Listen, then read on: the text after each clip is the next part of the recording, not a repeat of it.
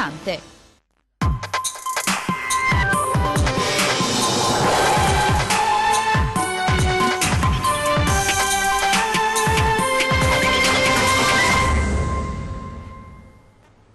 Buonasera e ben ritrovati con le notizie da Venezia e provincia. Anche per questa edizione naturalmente occhi puntati sul maltempo, sui danni provocati dall'incredibile ondata di maltempo in provincia di Venezia.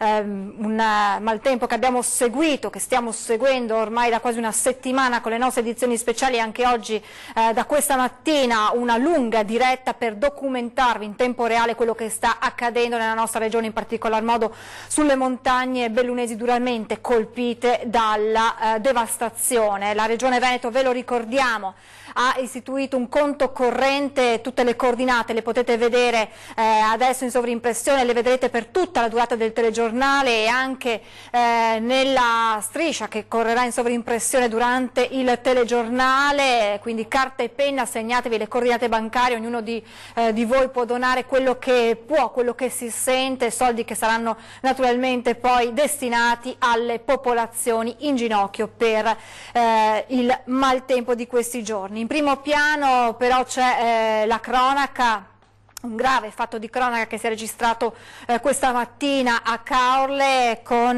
una tragedia dei cieli. Un ultraleggero è caduto e 2 persone hanno perso la vita. Doppia tragedia all'ora di pranzo oggi a Brian di Caorle, dove poco prima delle 14 è caduto un aereo. L'incidente nei pressi dell'aviosuperficie di Ca' Corniani, morte le 2 persone a bordo. Inutile ogni tipo di soccorso sia per Franco Mura, istruttore di volo di Padova, di professione architetto, sia per l'amico Roberto Vescovo, ingegnere e professore universitario triestino, originario di Latisana. Entrambi piloti esperti. Il velivolo in cui hanno perso la vita un SIAE Marchetti SF-260.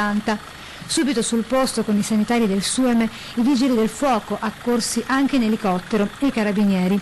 Lo schianto visto dal vivo da alcuni ciclisti amatoriali e da un paio di persone che transitavano con le auto e la cui testimonianza verrà ora raccolta dai militari dell'Arma. L'Agenzia Nazionale per la Sicurezza del Volo ha aperto un'inchiesta di sicurezza e inviato un investigatore sul posto. Al momento dell'incidente, infatti, il tempo era buono e quindi bisognerà attendere le perizie tecniche per stabilire l'esatta dinamica del fatto. E adesso naturalmente il maltempo. Come annunciato andiamo a vedere i danni in provincia di Venezia, in particolar modo lungo il litorale iesolano, dove la stima dei danni è davvero pesante. Il punto nel nostro reportage. Anche Jesolo, dopo l'eccezionale ondata di maltempo, inizia a fare un primo bilancio dei danneggiamenti subiti e al momento stimati in 1.500.000 euro. Intorno a noi un numero infinito e considerevole di tronchi, di detriti portati dall'altro giorno dalla mareggiata. Dietro di noi ha fatto paura nei giorni scorsi la foce del Piave, qui a Jesolo, lungo la zona di Cortellazzo. Oggi tantissima la gente che viene a vedere il risultato di quella terribile mareggiata. La prevista piena del Piave, con conseguente rischio di allagamento delle aree golenali, ha spinto il Comune ad informare per tempo 3 famiglie residenti lungo l'argine, invitandole a sgomberare per questioni di sicurezza e trovando loro anche un alloggio temporaneo. Erosa è letteralmente mangiata, addirittura divorata alla spiaggia, scomparsa per oltre 15 km, considerati gli oltre 100.000 metri cubi di sabbia che sono letteralmente volati. Le potenti raffiche di scirocco, infatti, e l'alta marea hanno lasciato un segno profondo su tutto l'arenile iesolano, l'erosione maggiore registrata lungo la pineta. E insieme ai detriti naturali si è accumulato tantissimo materiale plastico e certamente anche di natura chimica, considerato l'odore molto acre, forte e nauseabondo che proprio ti prende allo stomaco. Tamponata dai volontari della protezione civile una falla sulla strada arginale lagunare che porta a Lio Maggiore, con la forza del vento che ha abbattuto una decina d'alberi e rami pericolanti messi in sicurezza da vigili del fuoco e Jesolo Patrimonio. E le alte onde dei giorni scorsi hanno letteralmente divorato queste che erano le dune erette, dune di sabbia erette a protezione del litorale del lungomare e scavalcandole e quindi andando addirittura a rompere divergendolo quello che era il lungomare del litorale.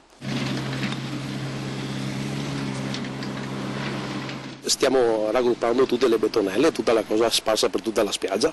I danni dove si sono registrati maggiormente? Qui verso il villaggio Marzotto, più verso la foce? Tutta la pineta, qui verso la pineta, da Marzotto in avanti, qua verso la pineta. Il danno più grosso è qui. Qua avevo anche raggruppato tutta la sabbia per il prossimo anno e la mareggiata l'ha portata via tutta.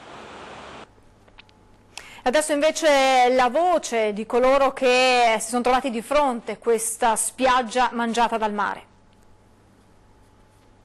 Senta, questo è il suo regno, anche questo è stato... Questo è stato, sì, praticamente è stato un po' distrutto tutto quanto qui, va bene, e l'acqua era salita almeno di 1 metro rispetto a quello che è la normalità, e la casetta era mezza sotto allagata. Quella torretta lì di salvataggio era sott'acqua. Sì, è impressionante. Tu hai visto con i tuoi occhi, eri qua quando è successa la mareggiata che ha divorato tutto? Sì, ho visto, l'acqua è salita praticamente fino alla passeggiata, fino al marciapiede, che però sfortunatamente ogni anno è così, ogni anno è anche un po' peggio. Uno dei tantissimi tronchi portati dalla mareggiata? Sì, purtroppo sì. Questo è un salice rosso, chissà quanta strada avrà fatto. A piedi, in bici, con il cane, c'è poi chi si ferma lungo la riva e osserva. Grandissima mobilitazione lungo l'arenile di Jesolo. È un disastro almeno fino alla diga successiva. Il fiume ha portato su di tutto, tronchi di tutti i tipi.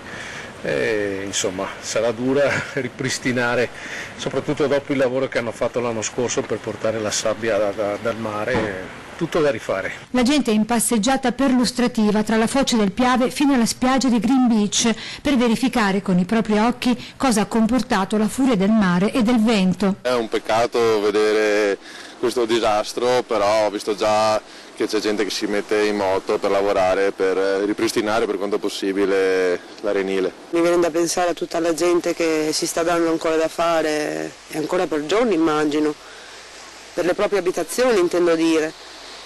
Sì, mi dispiace molto. Comunque qui è un disastro, una cosa mai vista. In 30-40 anni mai visto una cosa del genere, un disastro, vero e proprio disastro. Qui più avanti ci sono addirittura degli alberi ancora piantati proprio in mare, li trovi, appena più avanti qua. Cosa si cerca e cosa si trova in mezzo a tanti detriti? Elementi per fare l'albero di Natale o il presepio o regali da fare agli amici. Decorativi, insomma elementi decorativi? Sì, a me piacciono queste cose qua. Se non fa legname? Mi piace il legno, sì. È molto brutto vedere questa cosa qua, anche se ha un certo fascino. Siamo venuti apposta per vedere cosa è successo, perché degli amici ci avevano detto che giovedì sera il Piave faceva paura, quindi siamo venuti a dare un'occhiatina. Dove veniamo d'estate a vedere, dove veniamo in spiaggia. Cosa di andare a vedere più avanti, vedrete cosa è successo, cosa hanno portato. Non questi tronchetti qua, ma tronchi proprio. Cioè questi sono solamente per fare un coso con le conchiglie. Con le conchiglie. Resta poi osservata speciale il centro storico di Venezia, acqua alta, lunedì lo ricorderete, sono stati raggiunti 156 centimetri e allora vediamo come sarà la situazione nei prossimi giorni. Ancora sostenuti i valori massimi di marea a Venezia previsti dal Centro Previsioni e Segnalazioni del Comune. Domenica alle 8:30 si prevedono 105 centimetri, mentre lunedì alle 9 l'acqua potrebbe toccare i 115. Rispetto a quanto segnalato venerdì, questo valore si è leggermente alzato. Sempre lunedì alle 21:30 si attende un nuovo rinforzo a 105 centimetri. Secondo le previsioni, domenica il cielo sarà parzialmente nuvoloso, con possibili nubi basse al primo mattino in qualche fondovalle prealpino, ma secondo ARPAV le precipitazioni saranno assenti. Temperature massime in lieve aumento, venti deboli in pianura e mare mosso. Lunedì invece il tempo potrebbe tornare nuovamente instabile e perturbato, con cielo in prevalenza nuvoloso e precipitazioni nel corso della mattinata con probabili locali rovesci. La montagna bellunese resta la più colpita, il vice premier Salvini domani sarà proprio in Veneto, sarà proprio sulle montagne bellunesi per vedere di persona quelli che sono i segni lasciati dal maltempo. La devastazione a Belluno, dice Salvini, mi si stringe il cuore, domani sarò sul posto, stiamo già cercando e trovando i primi 200 milioni di euro per aiutare le popolazioni colpite da questi disastri. Naturalmente seguiremo anche con le nostre telecamere con una nuova edizione speciale la conferenza stampa convocata per le 11:30 in aeroporto a Belluno del vice premier Salvini, che appunto sarà in sopralluogo sulla montagna veneta. Intanto da più fronti arriva solidarietà per aiutare i territori colpiti. l'Umana Reyer ha reso noto che l'incasso della partita contro la Virtus Bologna sarà interamente devoluto alla Regione Veneto e affidato al presidente Luca Zaia a sostegno di tutte le popolazioni venete colpite dall'ondata di maltempo. Inoltre all'interno del Palasport sarà organizzata un'ulteriore raccolta fondi tramite appositi raccoglitori presenti agli ingressi. Non solo, il sindaco Brugnaro ha annunciato che ci sarà una grande serata di solidarietà alla Fenice per manifestare in modo concreto sostegno alle popolazioni del Veneto e in particolare del Bellunese. Lasciamo il maltempo per parlare di un sistema matematico in grado di prevenire i reati predatori. È arrivato alla Questura di Venezia. Questo è un allerta. Che cos'è l'allerta Loggiati? L'allerta Loggiati è... Il colore viola sono i furti, il rosso i borseggi, il blu scuro le rapine, più intenso è il colore, più alta è la probabilità che si verifichi un reato. Dallo scorso 8 ottobre è attivo nella sala operativa della Questura di Venezia il sistema X-Law per la legge, una tecnologia ideata da un agente della Questura di Napoli che permette di prevedere e dunque prevenire i reati predatori. Come faccio a dare un senso al mio controllo del territorio? Attraverso una previsione che non è chiaramente casuale, ma è strutturata, quindi attraverso lo studio di un algoritmo, la messa in funzione di un algoritmo che è un mix di matematica, statistica, conoscenza del territorio e inserimento dei dati reali, cioè tutto ciò che accade sul territorio, su un territorio che viene però anche disegnato all'interno della struttura dello strumento, perché vengono inseriti tutti i dati che tipizzano quel territorio, quindi quanti abitanti, che tipo di realtà urbanistica c'è, che etnie maggiormente insistono sul territorio come etnie straniere, quali sono le tipologie di reato, le aree in cui sono avvenute negli ultimi mesi. Tutti questi dati messi a sistema consentono a X-Law di indicare alla nostra sala operativa nelle prossime 2 ore, con un aggiornamento ogni mezz'ora, che cosa succederà e dove succederà. Ma com'è possibile stabilire realmente come e quando agirà un criminale? Il 90% dei dati che inseriamo nel sistema sono dati oggettivi, quindi la conformazione del territorio, il numero degli abitanti, quante banche insistono in un'area, quanti uffici postali, quanti uffici pubblici, se c'è il SERTE, se ci sono le ASL e quant'altro, quante gioiellerie, centri commerciali, eccetera, eccetera. Quindi che disegnano anche la rappresentatività un po' economica di quella porzione di territorio. Dall'altra parte abbiamo i fatti reato, quindi anche quelli sono fatti storicizzati, abbiamo tutta una serie di dati che ci vengono dalle denunce dei cittadini, dagli interventi delle nostre volanti, quindi tutta una serie di dati strutturali che insieme formano la base oggettiva del dato scientifico. Venezia è la terza città dove si attua questa sperimentazione dopo Napoli e Prato. Non esiste un'altra città in Italia che vede un controllo del territorio che si dipana sia sulla terraferma, Mestre Marghera, sia in laguna. Non esiste un altro ufficio di controllo del territorio che vede uscire nello stesso tempo volanti terrestri e volanti lagunari. Quindi il Dipartimento con Venezia ha fatto una grande scommessa. A livello di costi? I costi sono praticamente pari a zero, perché l'ispettore Lombardo, che è l'autore di questo software gestionale, di questo algoritmo, è l'ideatore, ne ha fatto un suo prodotto originale e lo ha messo a disposizione gratuita del Dipartimento. Ci fermiamo adesso per pochissimi istanti di pubblicità, tra poco.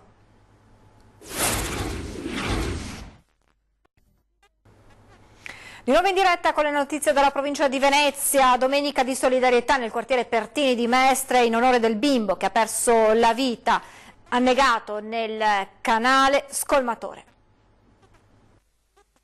Dobbiamo ancora rimetterci da un colpo fortissimo che ha colpito tutta la comunità del quartiere e ci siamo attivati come possiamo, perché non ci sono soldi che tengano di fronte a una disgrazia del genere.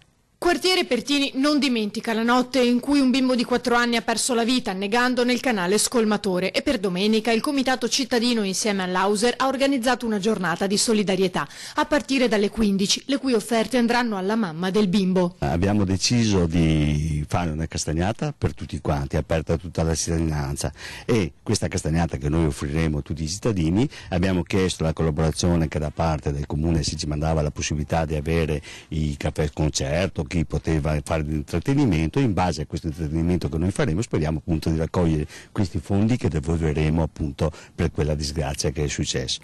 Naturalmente su questa cosa concorderemo tutto con la parrocchia, quindi con Don Natalino, come dovremo fare per usufruire al meglio i fondi, perché tutto quello che noi faremo sarà fatto in base a come concorderemo la questione con Don Natalino. Noi vorremmo che fosse una cosa trasparente, cioè cercando di fare in modo che quello che noi raccoglieremo lo metteremo sul nostro conto corrente in base e diremo subito immediatamente il giorno dopo quanto abbiamo raccolto, e poi chiederemo a Don Natalino quale sarà l'IBAN o il conto corrente dell'associazione o della famiglia o chi per essa. Questo lo deciderà la parrocchia. Facciamo un appello a tutti quelli che ci ascoltano, che vengano, che si divertino e che diano un loro contributo. Naturalmente tutto questo è gratuito e c'è solo la questione offrite. Adesso spazio alla cultura con l'esposizione dedicata ai grandi artisti del Novecento in mostra nei preziosi arazzi a Palazzo Zaguri a Venezia.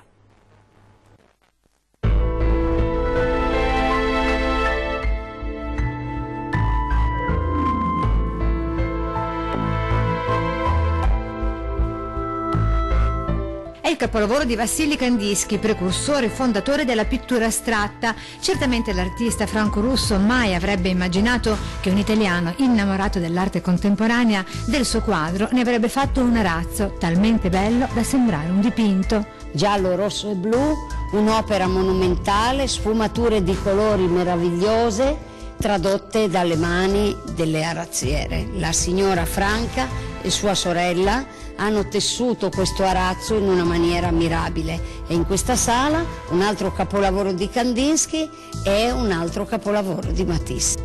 Alcuni dei 100 arazzi per un'esposizione inedita e originale a Venezia per la prima volta al mondo, qui a Palazzo Zaguri in Campo San Maurizio, mostra dal titolo appunto Da Kandinsky a Botero. La Venere di Botero è la prima volta al mondo che la esponiamo, si trovava nel caveau della razzeria Scassa e l'abbiamo tirata fuori per esporla qui a Venezia, perché il sogno di Ugo Scassa era di fare una mostra a Venezia. Manufatti che sono tessuti per ore da abili mani femminili al telaio ad alto liccio per decenni, grazie all'intuizione di Ugo Scassa, il cui sogno era appunto di esporre le proprie opere a Venezia. La sala di Casorati, io ho voluto dare un'interpretazione di questa sala realizzando in chiave tridimensionale, il caso di dire, il dipinto di Casorati traducendolo nella realtà.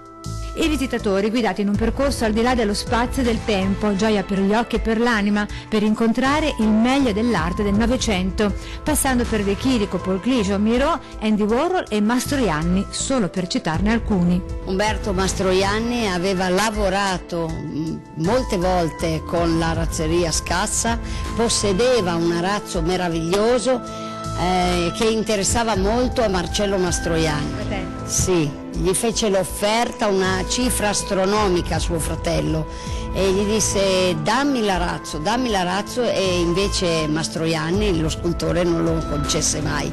Qui abbiamo il drago azzurro di Mastroianni, è stato tessuto con fili d'oro. È tutto, ora previsione del tempo, poi subito dopo le notizie da Treviso continueremo a parlare del maltempo in Veneto. Grazie per averci seguito, buona giornata.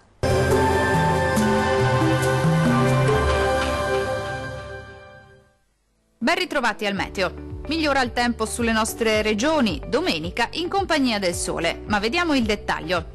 Sul Veneto la perturbazione atlantica che nei giorni scorsi ha colpito il nostro territorio regalerà una breve tregua. Ecco dunque che sarà piuttosto soleggiato su tutti i settori e il cielo si presenterà sereno o poco nuvoloso, ma entro la nottata saranno possibili nuove piogge. Temperature minime tra 12 e 15 gradi, massime comprese invece tra 18 e 21 gradi circa.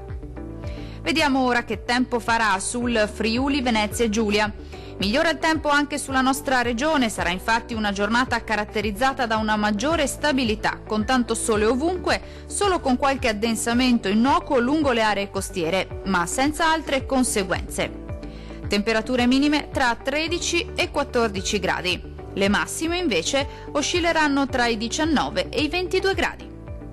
Vediamo infine la situazione meteorologica del Trentino Alto Adige. Non cambia di molto lo scenario, anche sulla nostra regione infatti sarà più asciutto e stabile ovunque. Il sole sarà protagonista con cielo sereno o al massimo poco nuvoloso. Anche in questo caso peggiorerà in nottata.